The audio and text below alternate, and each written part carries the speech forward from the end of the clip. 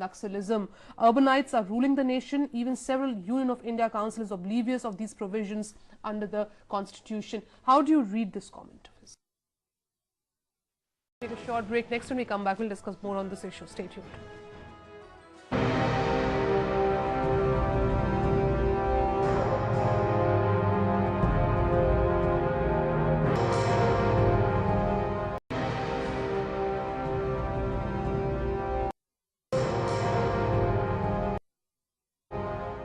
So do Naxals hope to achieve an egalitarian society through violent means? If you have any questions, join us live on our program. Call us on our toll-free number 1800115313. Coming back to you, Mr. Roy, as we were discussing this issue of how the government should tackle, and as far as Greyhound's experience is concerned in Andhra Pradesh, can we really replicate this model in other 4 states also, Jharkhand, Odisha, Chhattisgarh and Bihar? But we've also seen in the past that why implementation of policies become difficult because of the center-state relations. So do you see federalism also creating a lot of trouble?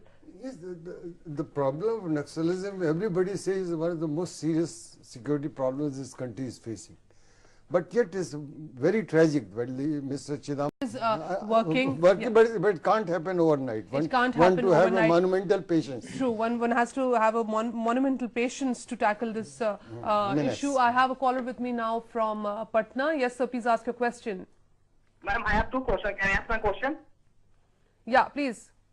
My first question would be, as a student of political science, I think that a state oppressive and anti-people policy is also responsible for increasing the naxal problem in India, because what I found that in India, Indian state will also always working in the interest of capitalist blacks, and they don't care for poor people. That's why they're taking the land of poor people and don't put any kind of rehabilitation measure. So this is the reason. So, and I would like to put my thoughts in 2 sentences.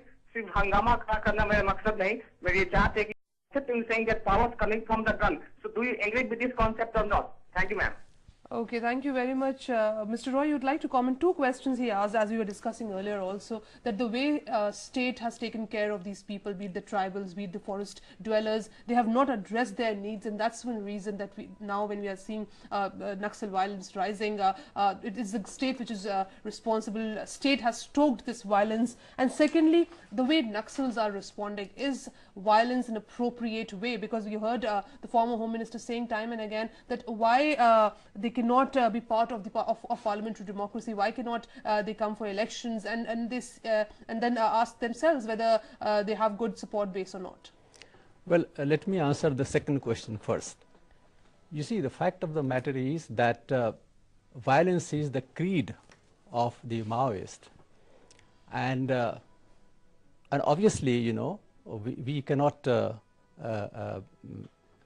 subscribe to that. Now from Gujarat, yes sir, please ask your question. सबसे पहले इतना कहूँगा कि देश में political parties पहले तो नहीं होनी चाहिए. नक्सलिज्म की बात है तो नक्सलिज्म को कौन पैदा करता है, कौन पनाह देता है, कौन उसका फायदा उठाता है. देश में ऐसे नक्सलिज्म से मुक्ति पाने के लिए एजुकेशन, एम्प्लॉयमेंट कितना जरूरी है, thanks to public forum. Okay, so what is also important is education and employment, as the caller was mentioning, as we are rightly focusing also on the government schemes, the implementation of these government schemes that can actually loosen the base of Naxalites in several important states. It's now time for me to take a short break. In our final segment, we'll ask our panelists what's the road ahead. Stay tuned.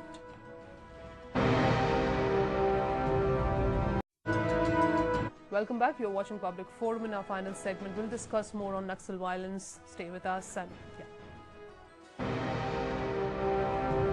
in fact, former Army Chief V.K. Singh has said that guns not a solution as Naxalism is rising due to wrong policies. Mihir Shah with the Planning Commission has said that Naxalism is a result of social neglect, and Jairam Ramesh has pitched for fast-track courts to settle land right issues in Naxal areas that can actually help in solving the problem quickly. This is the last segment. I'll start with you, Mr. Roy. How is it that the government at this stage needs to deal with Naxalism? We have taken several measures. We have the integrated action plan also, and other important schemes. Do you think there can be a middle ground when we talk about how how to handle this politics of confrontation? No, definitely, because there has to be a judicious mix of better policing, better monitoring, but also better governance. Ultimately, we have to address these deficits of governance, and unless we do, can protest. But the naxals are the bad guys because they're resorting to violence. But isn't the government actually incentivizing this? Because the government is never speaking to someone like Iron Sharmila who is going for a fast for so many years in Manipur. They are not interested. They're interested only when there is a violence. That's the first point. Another point I want to make is, for the gentleman who said that they can come into democracy, I think he's being naive. Because there is a statistics which Dr. Jayaprakash Narayan had very ably put it during the roundtable conference, that it takes minimum of 15 crore rupees for fighting an MP election. That's the minimum required quantity, not the sufficient quantity. And without that, you can never win an MP election. In such a scenario, common people can't come into democracy. Okay. So where is the question? Okay. Mr. Roy, I would like to respond. You heard this caller. Yeah, I mean, this question is, I mean, there's something with which everybody is struggling. We know this is one of the deficiencies of our democratic system, particularly the electoral system. Election Commission sees that everybody knows. But at times, you know, the solutions to these problems which have gained roots is very difficult to remove overnight. But as long as we are conscious, as long as we are discussing, as long as we are talking about it, there is a hope. As far as naxalism is concerned, as Mr. Roy said this, our approach Naxal affected states, and also take the state governments on panel when it comes to implementation of these schemes. Final comments from you, Mr. Roy. How should the government move forward? And apart from the ideological sympathy that one has towards Naxalism, do you think it's for people also to judge where they are going wrong? well, you see, let me also respond to one of the questions about democracy and all that. You see, democracy is globally moving from representative to participatory. And this is where the role of civil society, the mass movements is very much there. And I think there are deficits. That's true.